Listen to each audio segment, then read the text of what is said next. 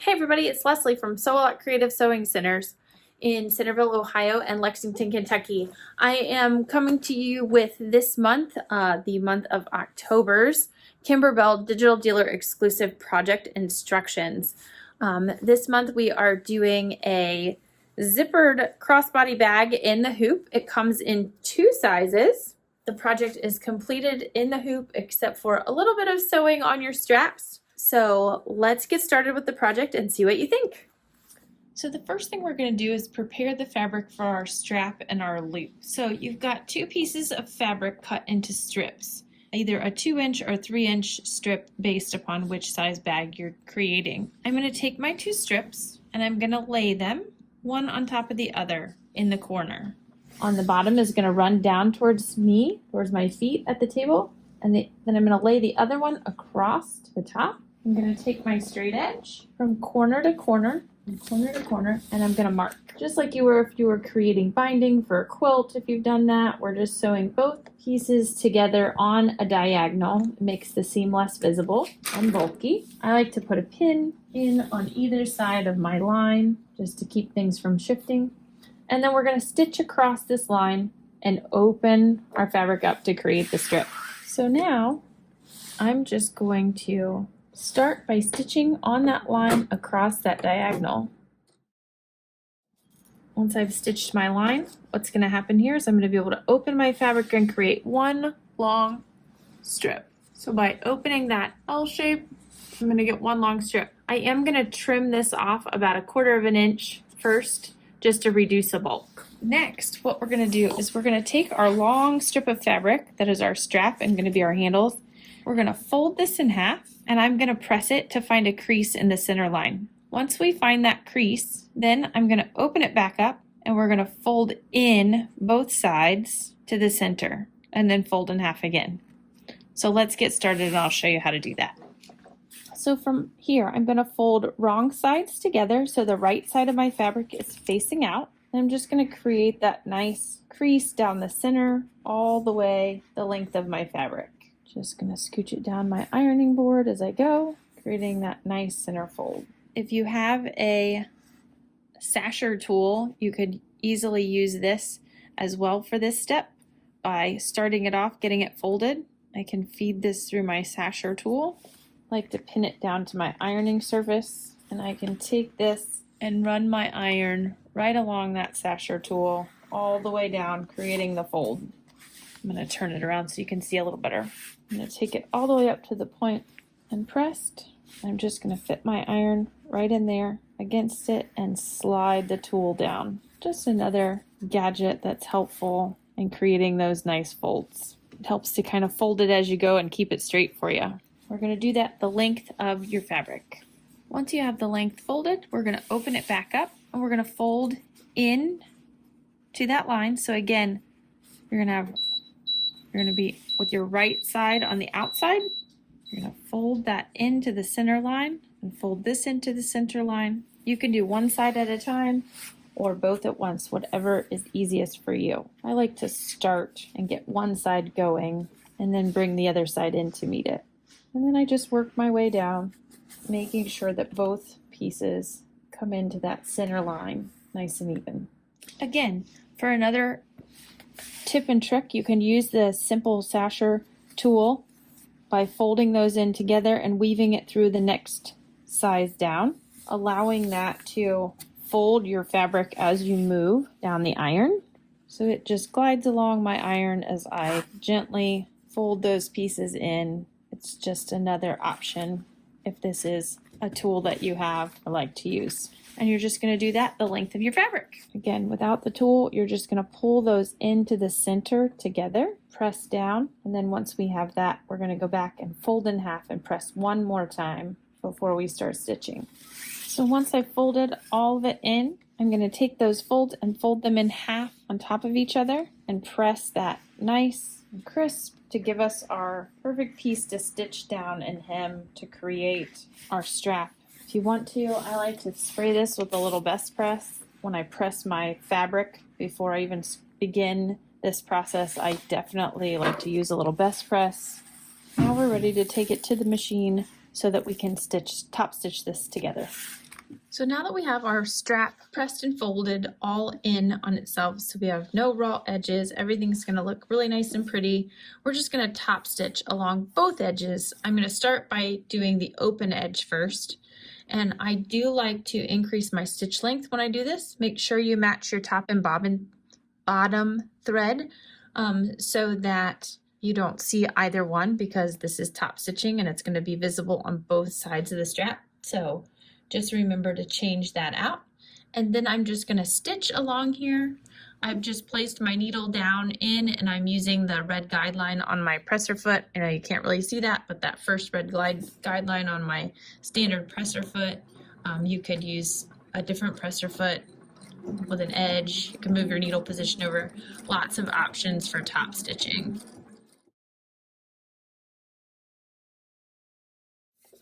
And now I'm just going to turn and go right back up the other side with my stitching. You wouldn't have to do this, it just looks nice and professional. And there we have our nice top stitched strap. Again, use the same color on the front and back so that you can't see which side is which. And then we're just going to take and we're going to put this aside until we're ready to use it later in the steps. I'm going to go ahead and switch my machine over from sewing to embroidery and get everything ready to stitch. So before we get started, there's two things you want to look at.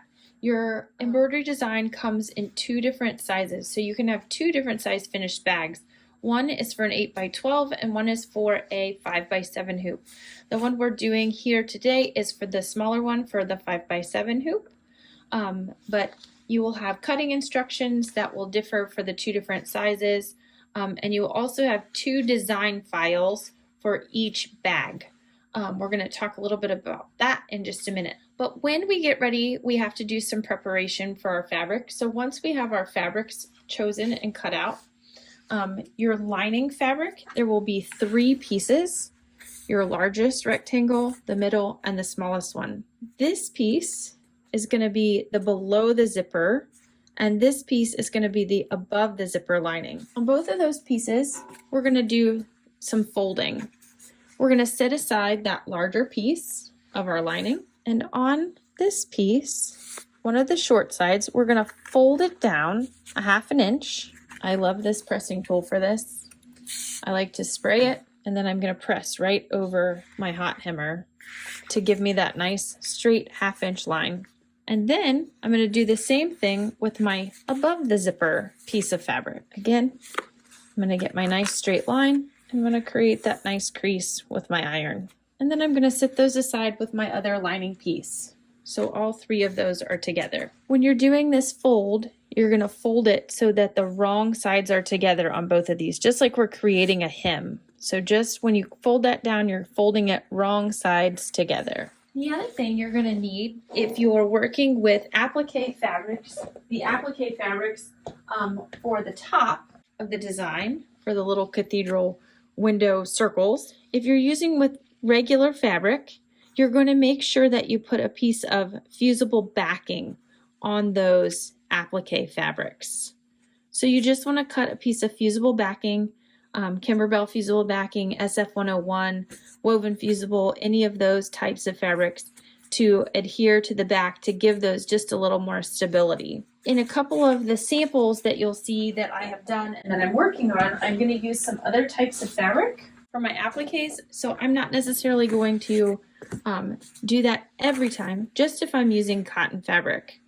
So here's a sample of a finished bag that uses the Kimberbell glitter vinyl. You don't have to adhere that fusible backing onto the back of this because it already has a fusible backing on it. So there are other materials, if you use the leathers, felts, those sorts of things, you wouldn't necessarily need the fusible backing, but it's a good idea for your cotton. So next, what we're going to do is get our hoop loaded with a piece of light mesh cutaway or no-show mesh cutaway stabilizer, and we're going to call up the first part of the embroidery design, and then we'll get stitching. So I've gone ahead and I've loaded my hoop with a light mesh cutaway, no-show mesh, one of those types of stabilizers, in between my hooping. I've threaded my machine with embroidery thread and embroidery bobbin. I'm going to call up the embroidery design files And as you can see, there are 4 in the collection. The first one is the 5x7 quilting that will be for our backing piece. The second design is the 5x7 project in the hoop. And then the same thing we will have for the 8x12 designs. I'm going to start off by selecting the quilting for our backing piece. So we are going to have 2 hoopings with this project. The first one, we're just going to quilt the fabric that is going to be the back of our purse, and then we will go into the full project. Once we have the hoop on and the machine threaded, we are going to start stitching. The first step is going to be a placement stitch. With this placement stitch, we are now going to lay a piece of project batting over top of it, making sure to leave even excess all the way around, and then we're going to stitch that in place. From here, we're going to trim the excess batting away from all 4 edges. You can remove the hoop from the embroidery arm to trim the batting away if that's easier, or you can do it on the machine from your trim position, whichever is most convenient for you. I like to be able to turn my hoop rather than stand on my head. Once that's trimmed, we're just going to take that and put it back on the machine. We're going to take our largest rectangle of outer fabric, which is going to be our backing piece, and we're going to cover that piece of batting up evenly with overhang. And we're going to apply this hoop back onto the machine, and we're going to tack that in place. But if you've been doing embroidery for a while now, you may just feel comfortable letting it stitch and smoothing along the way. Next, it's going to create the quilting. You can match your thread to your fabric or give it a nice contrast if you choose to. It's just going to give it a pretty cathedral window type quilting embroidery design. Now, once we're finished with this step, we want to change our thread to a contrasting thread on the top and the bottom to make sure that we can see the placement marks that are getting ready to be stitched. So I'm going to go ahead and change out my thread, and we're going to stitch out those corner placement stitches. These will be for later when we add the backing to the rest of the project. You want to make sure you do these in a contrasting thread so that you can see them later. And then this part of the embroidery is finished. So we're going to remove the hoop from the machine, and you can see here I have all of my quilting, and then since I'd used a darker thread, I used white as my contrast in my corners. I'm going to remove this from the hoop and re-hoop with another piece of light mesh cutaway stabilizer or a no-show mesh. Now that we've got another piece of light mesh cutaway stabilizer in the hoop, make sure you call up or delete the original quilting design off of your screen and call up part 2 of the design, which is going to be the actual making of the bag, and load your thread into the machine. First thing we're going to do is do a placement stitch for our batting right onto the stabilizer. From here, we're going to take our other piece of batting, and just like before, we're going to cover up that placement stitch, smooth that in place, and let the machine tack it down. Next, we're going to remove this and we're going to trim around the outside edge. Even where there's no stitch line here, we're just going to follow that straight up and cut right across there. Next, we're going to put this back on the machine and let it stitch our trim line for the zipper. We're going to remove the hoop and trim out the batting inside the zipper placement area. Once you've done that zipper stitch, you're just going to trim out the batting, not the stabilizer, inside this area all the way around. So this is what your finished piece will look like. You will still have cutaway stabilizer here, but no batting. You could always stitch step number 2 and number 3 and then remove the hoop and do the trimming all in one step around the outside edge and inside of this area as well. The other thing I would always do is make sure you trim any loose jump stitches or threads around the zipper area. Next, we're going to place the zipper. So even if your zipper is longer than the area that it's needed for, we're just going to center that zipper right over that open area, and we're going to tape it in place. You want to make sure that your pull is off to the left. Make sure you give yourself plenty of room to clear it so that you don't hit it with the machine or your presser foot. We're going to tape this in place. I like to do it on the edges, and on the longer bag, I might run a piece down the center as well. You could even do that on this one. It's completely up to you. And then we're going to take it back to the machine and stitch that zipper down. Next, we're going to take the top of zipper fabric for the front, and we're going to lay this right side down, even with the top of that zipper and centered in the middle. And we're going to stitch it in place. I'm going to use my fabric folding pin, and I'm going to wet right along that line. And then we're going to fold that fabric up so you'll see the right side now, and finger press it in place. And then we're going to stitch that down. Once we've tacked down the top of zipper outer fabric, we're going to place the lower below the zipper fabric for the front. Again, we want to do this right side down. So your pretty side of your fabric is going to be down, and you're going to line it up centered on that zipper, the lower part of the zipper, and leave your excess hanging to the top. And then this is going to tack that in place. I'm going to wet that with my fabric folding pin. I'm going to pull the fabric down. You may get a little stitch here above the zipper that wants to hold it in place. You can just clip that. It's where it took that first jump stitch. I'm going to pull that down nice and taut, finger press it in place. If you didn't use the fabric folding pin, you might want to hit this with an iron when you fold it down. You want to make sure you get a nice crisp fold there. So that is just one way to do it. And then from there, we're just going to tack this in place. And next we're going to do that quilting all over the front. So we're just going to hit go. Make sure you have the right color that you want in for your quilting, and let it begin to stitch.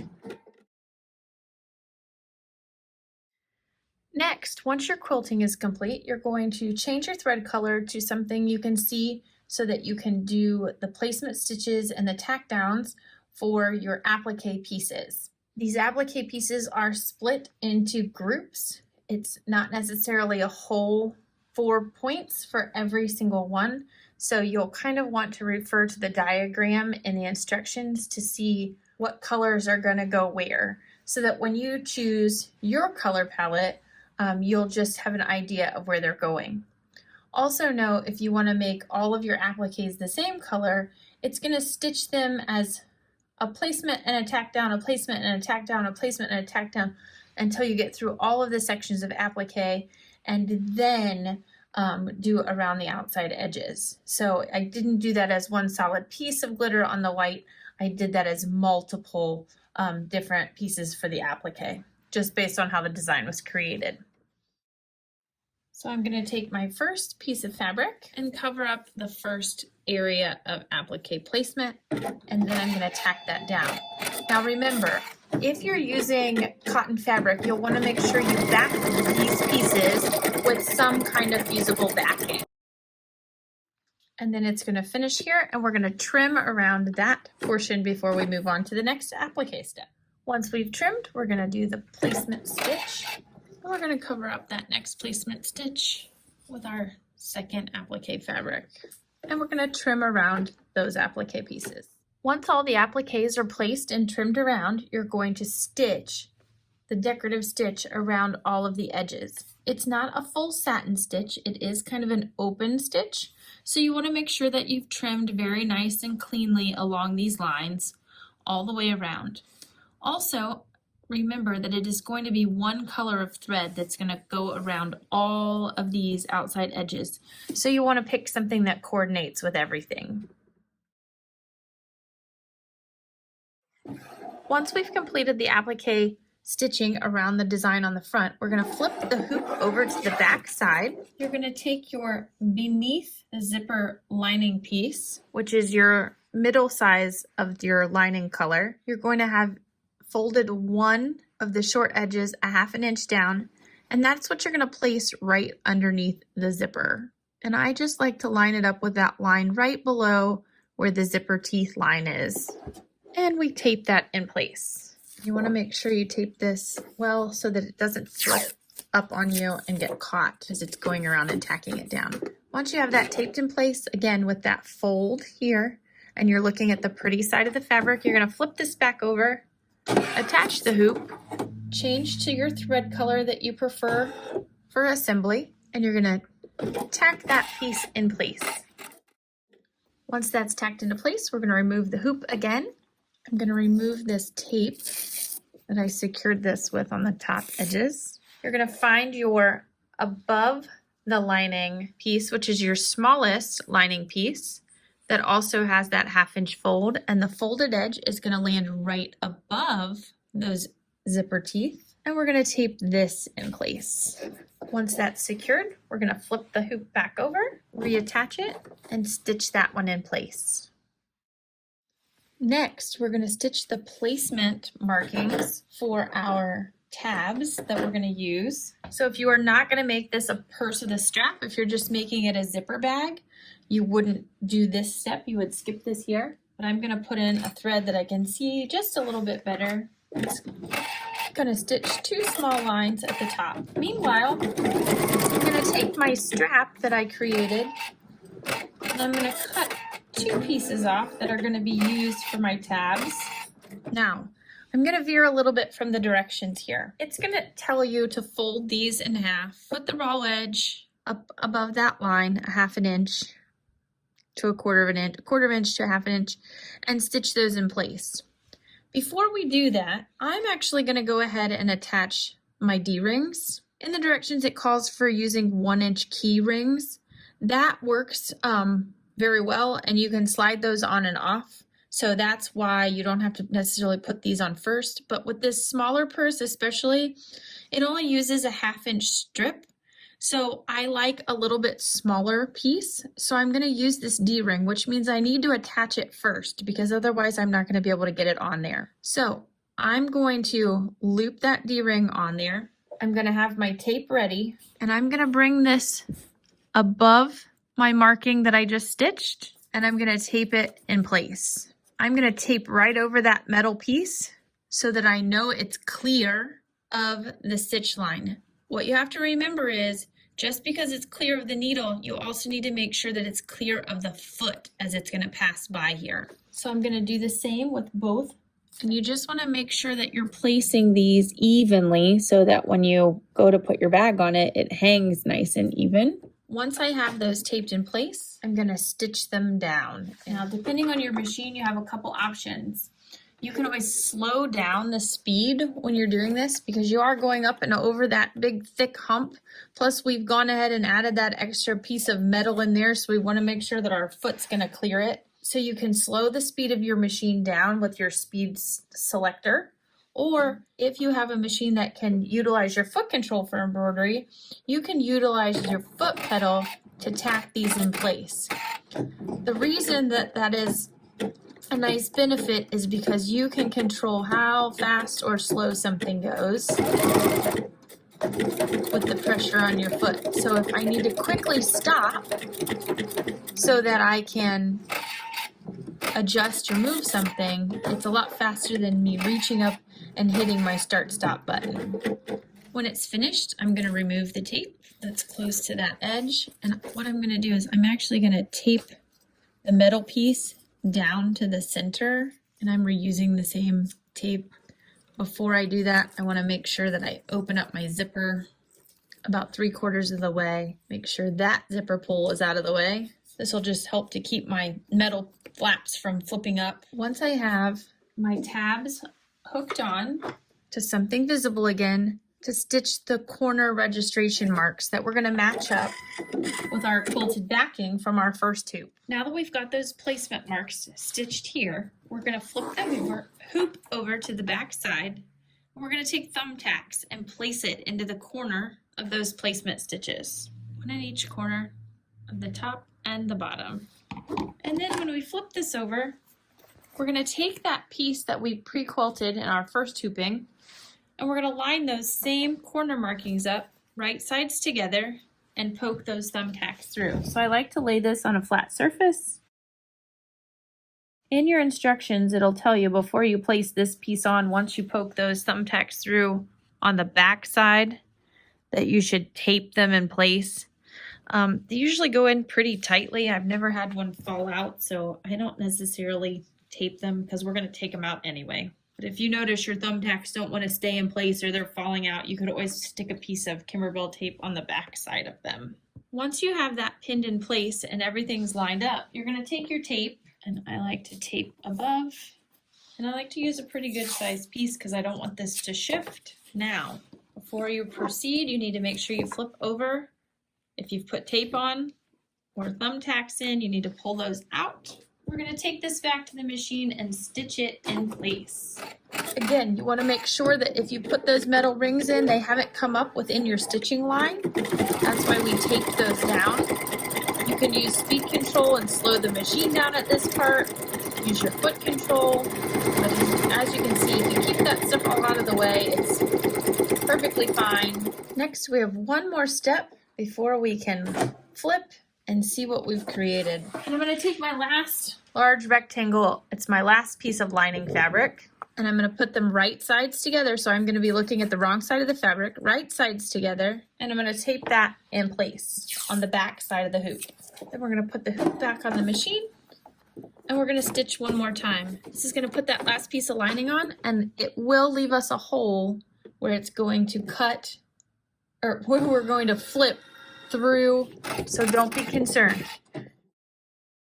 Now the embroidery is finished, and we will remove this from the hoop, trim, and turn and add our strap. Once we've taken the embroidery out of the hoop, I'm going to trim up a 1/4 inch all the way around. I'm going to take my scissors and I'm going to double clip my corners. So I'm going to clip off, and then I'm going to take a little bit deeper trim, making sure I do not cut through any of the stitching. From the lining side, you're going to find the hole at the bottom, and if you flip it over to the lining side of your fabric, you're going to see that part of it is not stitched. So you're going to go between those 2 layers, and you're going to turn this right side out. Once you get that flipped, what you're going to be seeing is your lining. You'll find your zipper there, and I like to kind of unzip it the rest of the way. And then I like to take this to my ironing board, and I like to go ahead and press that before I flip it one more time. Along with, this is that opening where we flipped through. So I like to take and press that down as well on both sides so that I can line those 2 up and either hand stitch this or use some liquid stitch glue to close up that hole before I flip it one more time. When I use this liquid stitch glue, I like to take my Wonder clips and clip that in 3 or 4 places depending on the size of the hole, and let it sit for a few minutes before I flip it right side out. So that's what I would recommend to you, is just let it sit for a few minutes with some clips or clamps or something sitting on top of it a little bit heavy. Once you wait a couple minutes, it will be ready to flip right side out. 24 hours is what the instructions say, and it's fully set. But for video's sake, today we're going to go ahead and flip this right side out so you can see. I'll use my point turner, get my corners all nice and poked out clean. Once I have everything set how I like it, again, I'm going to take it to my iron, and I'm going to press that from the back side and make sure it's all nice and ready to go. Next, we're going to add the straps. Next, we're going to finish this off by adding our strap. So what I'm going to do is I'm going to take this and I'm going to feed it through that D-ring or key ring that I've created. I'm going to fold it down about a 1/2 inch, 1/4 inch. And I'm going to fold this side up on top of it to stitch that strap. I do like to use my hump jumper or multi-purpose tool since my strap is very thin, and I want to make sure that I'm not starting at an angle with my presser foot. I'm going to reverse back and forth across this. I'm going to calculate how long, just by wrapping this around whomever it is that's going to wear it, how long I would like my strap to be. I'm going to cut the strap there. I'm going to feed this side through, match my 1 fold and then my 2nd fold. And I'm going to stitch this in place just like we did with the first side. Trim up my threads, and my bag is all done. Well, I hope you all enjoyed the tutorial on Kimberbell's Digital Dealer exclusive month of October's special embroidery design. It is the crossbody bag in 2 sizes. You have the 5x7 and the 8x12. We've kind of changed it up from what the originals called for by using glitter and one color for an applique with this cute little Kimberbell snowflake that was quilted, and then using a batik along with some wool to create the design on the smaller bag. These are both great options, a lot of fun things that you can do with color combinations and fabrics, but I hope that you join me for our monthly class when we explore some additional options to utilize this design and the collection and concept.